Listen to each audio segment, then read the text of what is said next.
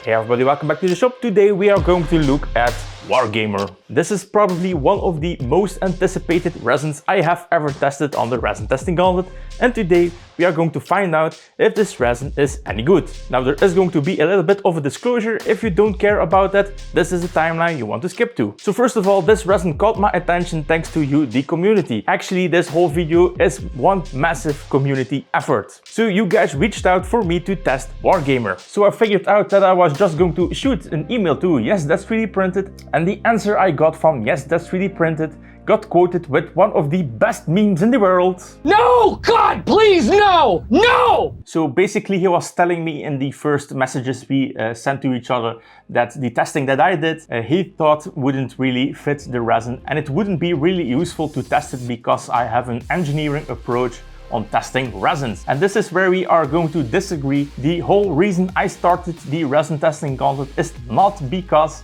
I want to do some engineering explanation on it. I just bought a shit resin 3 years ago, and the only thing I want to do is tell you guys how good a resin is. And that means that we are going to test miniatures, test its bending, test it for drilling, testing it for all sorts of things that are going to be useful for general resins. So this is not a general resin, we got that, but that doesn't mean that you should not know how this resin performs against all the other freaking resins we have tested so far. I think we are pushing 20 resins. So yeah, I think it's going to be really handy to see if you are going to do miniature printing, what Wargamer is going to do against the competition. So at first sight, I thought it was a bit of a joke, but as we talked more and more, we agreed to disagree. And I just went ahead and I bought this resin. So I shared my story with you, the community, and one of you reached out to Once in a Six site, who was at that point just going to start the testing of Wargamer. Got a massive shout out, and I think probably quite a lot of you joined the channel to see what I think about it. Now only a few weeks later, Yes That's 3D Printed reached out back again, telling me that they actually wanted to work to me because Ross from Wargamer and Once in a Six site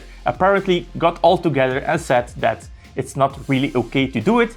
I don't really care, I was perfectly fine just buying the resin, but they have refunded me the 60 bucks that this resin costed. So this resin is no longer community funded. So they refunded me the money and they asked me if they could do a little bit of explaining, which I have right here on my phone. So you can pause right now and read the full message. So the gist of the message is that they were aware of the resin testing gauntlet, they really appreciate what I do, and even before I contacted them, they were interested in maybe doing it, but they thought that the resin wouldn't be a good fit because the resin is especially tailored for miniature printing. Now they really hope that the testing is going to provide some feedback on the toughness claims, and they really don't want me to promote it for engineering purposes. But the important thing right now is that they are really excited to see what the results are going to be. So I'm really happy that they turned their mind around and that they are actively participating in the gauntlet. Also a little bonus at the end of the video, we are going to give away some resin bottles, so stay tuned for that one. But right now,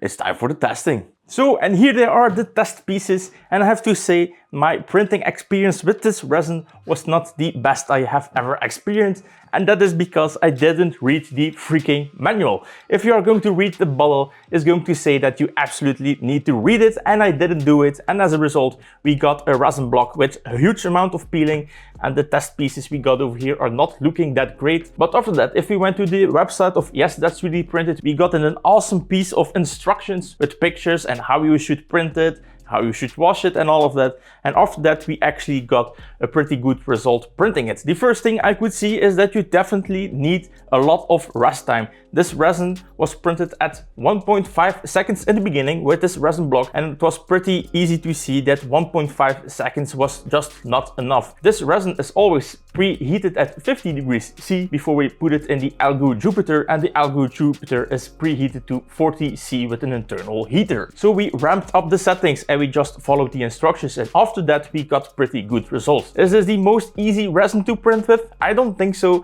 You have to be very patient, and I think this is the whole genre with printing miniatures. You guys have the absolute patience of an angel.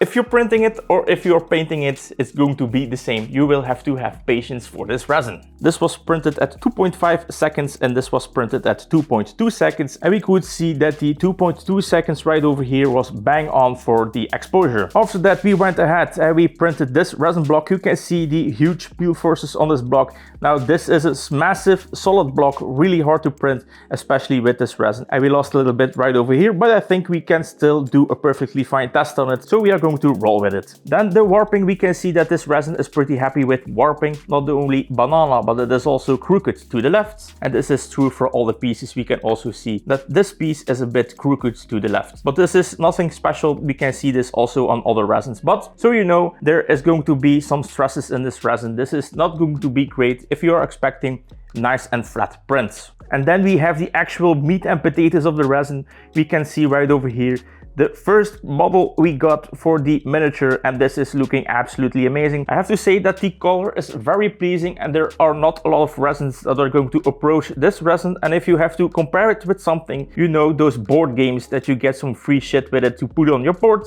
well, this is pretty much looking like the same kind of plastic. It's really nice. And then we have this model. I have roughed it up a little bit too hard. I ripped a bit of his coat right over here trying to remove some supports, but besides that, the model is absolutely looking awesome, and the nice flat dull color you got in this gray is really looking amazing. All the details are present. We have nothing to complain on this model. The next thing is going to be the nut and bolt test, and by the first looks, the threads are good and defined. We don't see any loss in the thread structure, and the same goes for the inner ring. We can see that everything is nicely defined. Now let's look if we can turn it on.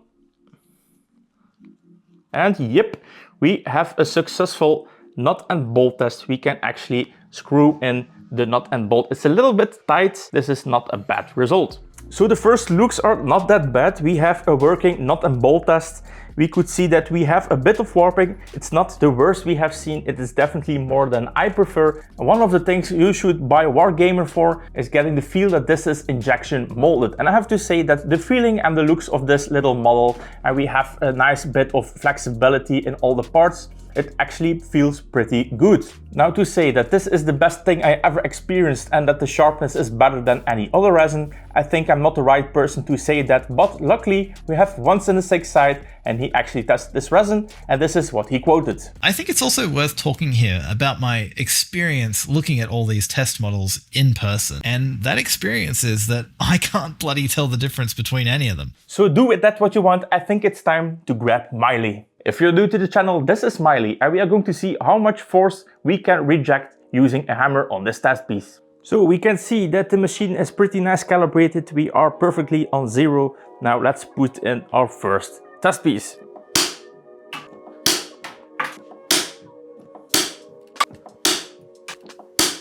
The testing is done and we can actually see a pretty good performance ranging from anywhere between 11 to 40% of rejection, which is actually pretty good. The testing is done and I have to totally agree with Wargamer. This resin should only be used for miniature printing.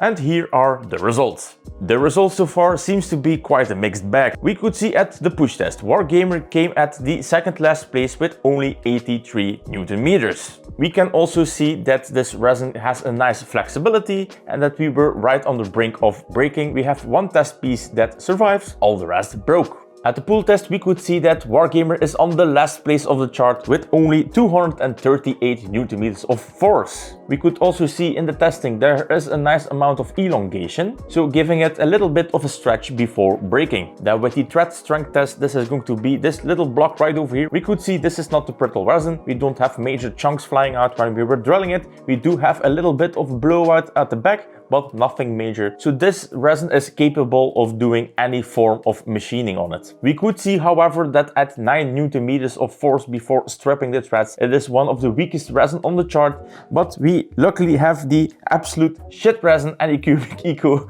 doing worse together with the Sanlu standard. So that means something. Then with the stiffness test, we could see that initially when we put the weight halfway that we get quite a stiff result, but once we get further away on the end point, we could could see there is a nice amount of flex. So this is definitely a very flexible resin. Looking at the impact test, we can see that Wargamer is actually the best performing resin we have tested so far, rejecting an average of 12% of force, which also means that if you're going to drop your miniatures from the table, I can confirm that they will be harder to break than any other resin we have tested so far. That being said, we only have tested about a third of the resins.